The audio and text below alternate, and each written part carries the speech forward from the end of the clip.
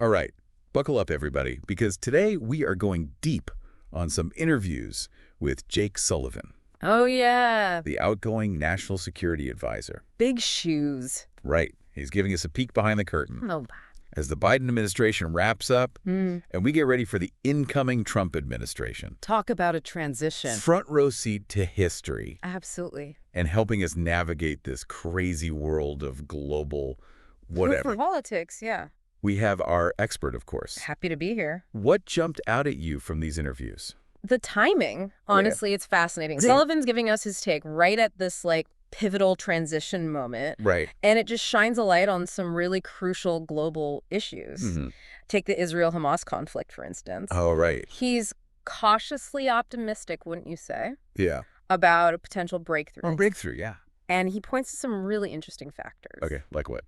Well, all that pressure that's been mounting on Hamas, Mm-hmm. we're talking decimated military formations, Right. loss of key leaders, weakened allies. Iran, even their sponsor. Iran's got their own problems. Right.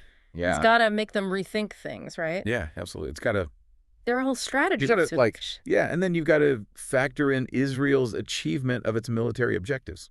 Okay. So it seems like the conditions, Yeah, they might be just right for both sides right. to seriously consider a deal, Okay, especially with the clock ticking that's what I was going to say. before the new administration takes over. Right, so how Big will... deadline looming. Yeah, how will the incoming Trump administration affect all of this? Right. Because their rhetoric has been so different from the Biden administration. Totally different. Could that mess things up? It's a valid concern. Especially these delicate negotiations. Sullivan addresses it head on, actually. Does he? Yeah. He acknowledges the difference in tone. But he emphasizes that the Biden administration, they've worked hard Okay. to present a united front with the incoming team. Okay. It's like they're trying to, Show a united front. smooth the transition, Yeah. And what's more, he suggests that Hamas, Okay. having already experienced such intense military pressure, Right. might not be significantly swayed by Trump's rhetoric. Oh, interesting. It's like they've already seen the worst case scenario Yeah. play out, That's an interesting point. So tougher talk Mm-hmm. might not actually have much impact. Yeah, because they've already faced Yeah, the consequences. the consequences of their actions. Exactly, and now it seems like the focus is on finding a resolution Right. before things shift even more with Yeah. the new administration. Okay, so we've got this potential but fragile situation Fragile, yeah. with the Israel-Hamas conflict. Mhm. But then Sullivan goes on to talk about He doesn't stop there. What? He dives into the U.S.-China tech war, the U.S.-China. which seems to be heating up, wouldn't you say? It does seem to be escalating. Entering a whole new phase. Absolutely. And this is where we get into High stakes, high stakes, economic strategy, national security. Yeah. All of it. all of it. Yeah. Sullivan talks about this new rule limiting the sale of advanced AI chips to China. Okay. Yeah. And it's sending shockwaves, wouldn't you say? Yeah. This is where it gets really interesting. It really does. Sullivan lays out the strategic thinking behind this. Yeah, he talks about these two key objectives. Right. Maintaining U.S. leadership and what was it? Frontier technology, particularly AI, Right. and ensuring that the world relies on American tech infrastructure. Not China's. Not China's, right? That's a bold vision. It is bold, Right. but it reflects this growing sense of urgency in Washington. Okay. Sullivan argues that if the U.S. cedes leadership in these technologies, Like AI. yeah, like AI, it could have serious national security implications down the line. It's about shaping the future, Right. Right. So it's not just about winning the next product cycle. not just the next iPhone. Right. This is about global power. And let's not forget the economic implications, right? Of course not. These AI chips, Huge market. huge market. Controlling their distribution gives the U.S. a lot of leverage. Yeah, but what about this comment period for the new rule? Right. Is that just a formality? Good question. Could the incoming Trump administration actually reverse course? Sullivan seems pretty confident that this rule, Yeah. addressing what he sees as a critical national security need, Yeah. will be implemented. But he acknowledges that the comment period is crucial. Right. It's a chance to gather input, Yeah. the tech industry, Right. fine-tune the approach. And he doesn't see it as a partisan issue, He right? doesn't, which might give it some staying power. So it sounds like the U.S. is drawing a line in the sand They are. when it comes to tech dominance. But, I was a bit lost when Sullivan started talking about a small yard, high fence approach. Yeah, that can be a bit confusing. Can you break that down? Sure. What does that even mean? So it's a helpful analogy for understanding how the U.S. is trying to manage this competition with China. Okay. So think of it this way. The small yard Right. represents the specific, highly sensitive technologies that the U.S. wants to protect, Okay. like those advanced AI chips we were just discussing. Right. And the high fence symbolizes the strict controls they're putting in place to safeguard those technologies. So it's not about cutting off all technology trade Not at all. with China. It's about being strategic, Okay. targeting the most sensitive areas. And the areas with the biggest potential to what? to shift the balance of power, That's right. you know. Right. And this targeted approach, it's also meant to minimize any negative impact on U.S. innovation and avoid alienating allies who might be wary of a blanket technology ban. Right. They don't want to make everyone mad. Exactly. Okay, but let's be real. There's always a lot of lobbying involved, Always. especially when we're talking about something this big, right? Yeah, there's a lot at stake. So are there concerns that corporate interests could try to water down these restrictions? Under the new administration? Yeah. Well, this is where Sullivan gets surprisingly optimistic. Okay. He talks about his interactions with tech leaders as being What does he say? pretty heartening, Pretty heartening. Okay. suggesting that for the most part, the industry gets it. They understand. They understand the need for these controls. Okay. He sees the debate as being about the details, Right. Not the big picture. not the fundamental principle, yeah. So he's not too worried about tech CEOs whispering in Trump's ear He doesn't seem to be. and trying to undo all this work. While acknowledging the pressures, Yeah. he expresses confidence in the bipartisan support for this approach. Okay. He also points to Congress and the national security community, Right. adding another layer of scrutiny. Okay. But how effective has the Biden administration's overall approach to China really been? I mean, we've seen those massive cyber attacks. Yeah, those are bad. And China's continued support for Russia. That's a problem. Has all this engagement and diplomacy actually yielded any results? Sullivan argues that despite the challenges, the U.S. is in a much stronger position in the long-term competition with China than it was 4 years ago. than it was 4 years ago. Exactly. Right. He credits this to a very deliberate strategy. Strengthening alliances, investing in key technologies, Right. clearly communicating American interests. All of this has been achieved without sparking an open conflict. So they're walking a tightrope, right? It's a delicate balance. Trying to compete without letting things spiral. Exactly. Would you say things with China are, well, delicately balanced? I think that's a fair assessment. He highlights what he sees as some significant wins, Okay, like what? like a more unified, robust network of allies Yeah. in the Indo-Pacific, a shift in those economic predictions Oh, right. that no longer see China inevitably surpassing the U.S. Right, right. And a clearer understanding of the stakes involved. But he's not sugarcoating the challenges, right? Absolutely not. There are still serious threats. And acknowledges the threat of cyber attacks. Yeah, and the potential for those to escalate. And the potential for those capabilities to be used in much more destructive ways. So deterrence is key, right? Deterrence is key. Making the cost of any aggressive actions very clear. Crystal clear, yes. So we've got this this complex dance between the U.S. and China. Competition, cooperation. Right, and the threat of things getting out of hand. It's a tightrope walk. Definitely. But, you know, it's not just the security side that's complicated. Right. Sullivan also talks about the economic side of things, Okay. specifically the relationship with the EU. Okay, yeah, he mentions those stalled trade negotiations. Yeah. And Which seems odd considering how much they agree on China. it is interesting. You'd think they'd be eager to get those deals done? Early in the Biden administration, you know, the EU was actually getting closer to China. Oh, really? Yeah, signing big trade agreements and all. Wow. Okay. But things have changed since then. So they've moved away from China It seems like it and more towards the U.S. has a more aligned position, yeah. What caused that shift?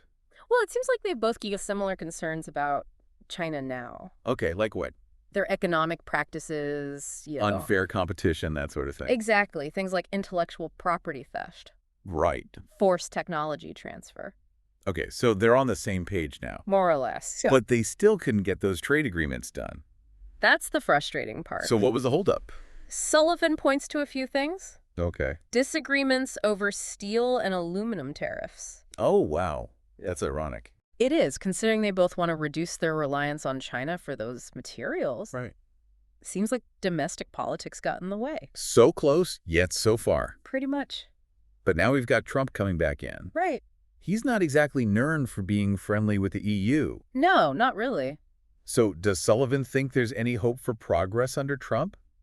Well, you might be surprised to hear this. Okay.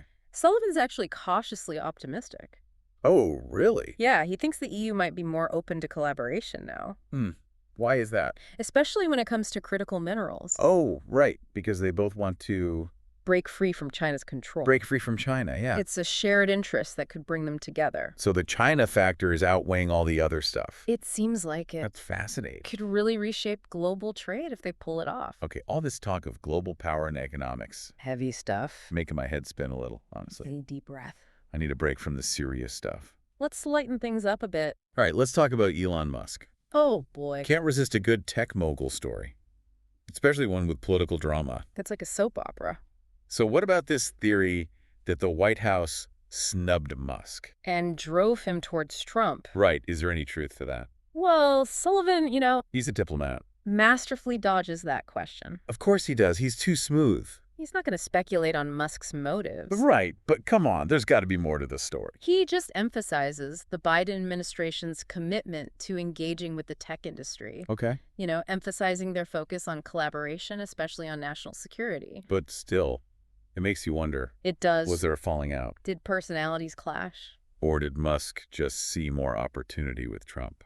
It's a real mystery. It's an intriguing subplot to all of this. Definitely adds another layer of complexity. Okay, back to the serious stuff. Back to reality. Let's talk about Biden's legacy. As he gets ready to leave office. Right, there have been a lot of questions about his, Mental fitness. yeah, his mental fitness and whether he could even handle another term.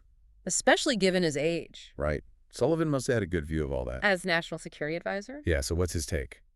Sullivan is totally unwavering in his defense of Biden. Really? Oh, yeah. He even shares a story about Biden's handling of an Iranian missile attack on Israel. Wow, okay.